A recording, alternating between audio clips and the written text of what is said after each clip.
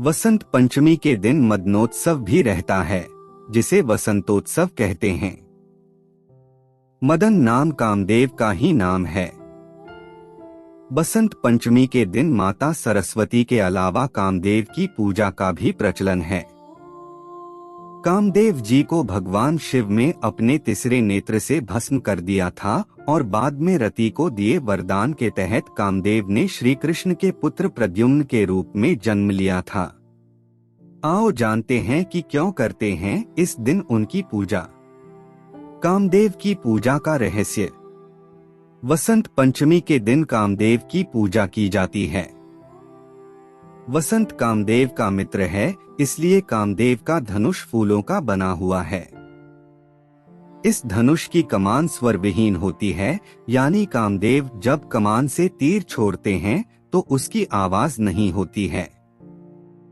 कामदेव का एक नाम अनंग है, यानी बिना शरीर के ये प्राणियों में बसते हैं। एक नाम मार है, यानी यह इतने मारक हैं कि इनके बाणों का कोई कवच नहीं है। वसंत ऋतु को प्रेम की ही ऋतु माना जाता रहा है। इसमें फूलों के बाणों से आहत हृदय प्रेम से सराबोर हो जाता है। कामदेव का धनुष मिठास से भरे गन्ने का बना होता है, जिसमें मधुमक्खियों के शहद की रस्सी लगी है। उनके धनुष का बाण अशोक के पेड़ के महकते फूलों के अलावा सफेद, नीले कमल, चमेली और आम के पेड़ पर लगने वाले फूलों से बने होते हैं। कामदेव के पास मुख्यतः 5 प्रकार के बाण हैं।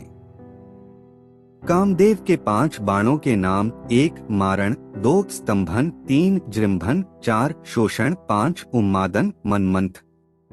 यौवनल स्त्री च पुष्पाणि सुवासानि महामते। गाना मधुरश्चैव मृदुलांडज शब्दक। उद्यानानि वसंतश्च सुवासाश्चंदनादय। संगो विषयसक्ताना नराणा गुह्यदर्शनम। वायुर्मद सुवासश्च वस्त्राण्यपि नवानि वै।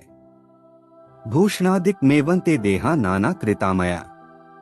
मुद्गल पुराण के अनुसार कामदेव का वास यौवन, स्त्री, सुंदर फूल, गीत, पराग कण या फूलों का रस, पक्षियों की मीठी आवाज, सुंदर बाग बगीचों, वसंत ऋतु, चंदन, काम वासनाओं में लिप्त मनुष्य की संगति, छुपे अंग, सुहानी और मंद हवा, रहने के सुंदर स्थान, आकर्षक वस्त्र और सुंदर आभूषण धारण किए शरीरों में रहता है।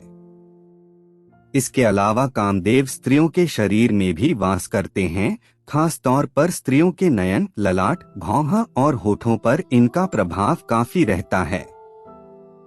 भगवान श्री कृष्ण ने श्रीमद्भागवत गीता में कहा है, मैं ऋतुओं में वसंत हूँ, क्योंकि इस दिन से प्रकृति का कण कण वसंत ऋतु के आगमन में आनंद और उल्लास से गा उठता है।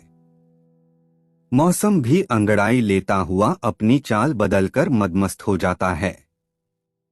प्रेमी प्रेमिकाओं के दिल भी धड़कने लगते हैं। इस दिन से जो पुराना है सब झड़ जाता है। प्रकृति फिर से नया श्रृंगार करती है। टेसू के दिलों में फिर से अंगारे दहक उठते हैं। सरसों के फूल फिर से झूमकर किसान का गीत गाने लगते हैं। कोयल की कुहू कुहू की आवाज भंवरों के प्राणों को उद्वेलित करने लगती है। गूंज उठता मादकता से युक्त वातावरण विशेष स्फूर्ति से और प्रकृति लेती हैं फिर से अंगड़ाइयां। इसी कारण यह प्रेम के इजहार का दिवस माना जाता है। इस अवसर पर ब्रजभूमि में भगवान श्री कृष्ण और राधा के रास उत्सव को मुख्य रूप से मनाया जाता है। औषध ग्रंथ चरक संहिता में उल्लेखित है कि इस दिन कामिनी और कानन में अपने आप यौवन फूट पड़ता है। ऐसे में कहना होगा कि यह प्रेमी प्रेमिकाओं के लिए इजहारे इश्क दिवस भी होता है।